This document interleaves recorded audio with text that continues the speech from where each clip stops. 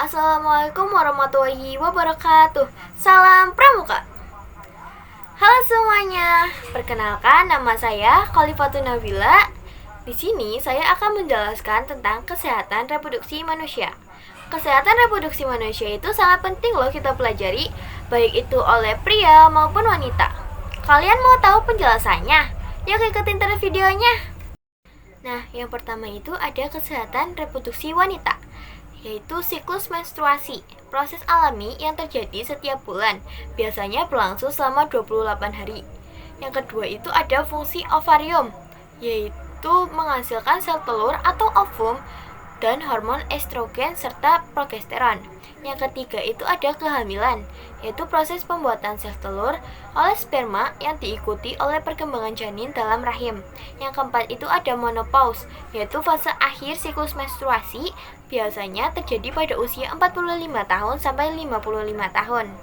Nah, selanjutnya itu ada kesehatan reproduksi pria.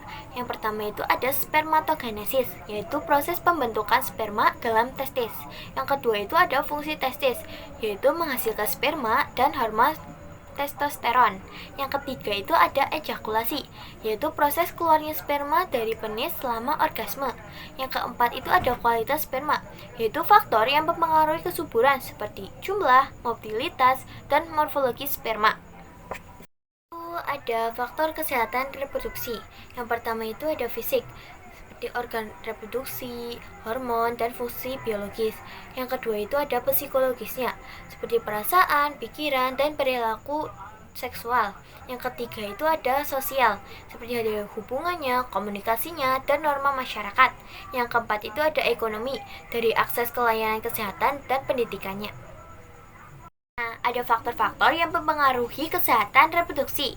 Yang pertama, itu ada gaya hidup, dari pola makannya, olahraganya, dan stresnya, seperti banyak pikiran gitu. Yang kedua itu ada penyakit, infeksi menular seksual atau IMS, seperti HIV, gonore, dan chlamydia. Yang ketiga itu ada kebiasaan, kayak kalian suka merokok, konsumsi alkohol, dan pengguna narkoba. Yang keempat itu ada faktor genetik, seperti mempunyai keluarga yang mempunyai riwayat gangguan reproduksi. Yang kelima itu ada lingkungan, kayak dari paparan zat kimia dan radiasi. Selanjutnya itu ada gangguan-gangguan kesehatan reproduksi. Yang pertama itu ada infertilitas atau kesulitan hamil. Yang kedua itu ada keguguran, kehamilan yang berakhir sebelum 20 minggu. Yang ketiga itu ada penyakit menular seksual atau IMS, yaitu seperti HIV, gonore, chlamydia, dan lain-lainnya. Yang keempat itu ada kanker reproduksi, seperti kanker serviks, ovarium, prostate, dan testis. Yang kelima itu ada gangguan hormonal seperti polikistis ovari atau PCOS dan disfungsi ereksi. Nah, selanjutnya itu ada cara-cara mempertahankan kesehatan reproduksi. Yang pertama itu dengan periksa kesehatan secara teratur. Yang kedua itu jaga pola makan seimbang.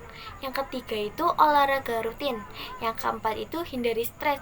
Yang kelima itu gunakan kontrasepsi yang tepat. Yang keenam itu lakukan pemeriksaan payudara dan servis secara teratur. Ini untuk wanita. Yang ketujuh itu ada lakukan pemeriksaan prostate secara teratur. Ini untuk pria ya. Nah, ada juga layanan-layanan kesehatan reproduksi. Yang pertama itu pemeriksaan kesehatan reproduksi. Yang kedua itu ada konseling seksualitas.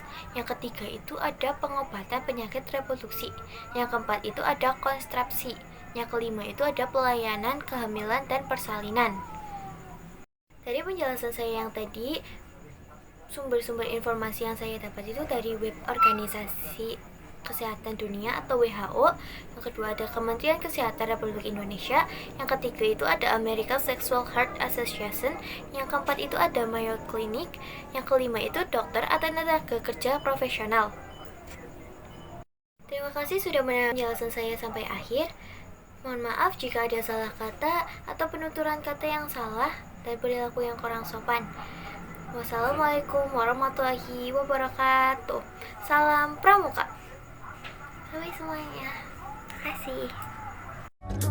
긴장을 난 늦출 수 없어. I want 우린 숨을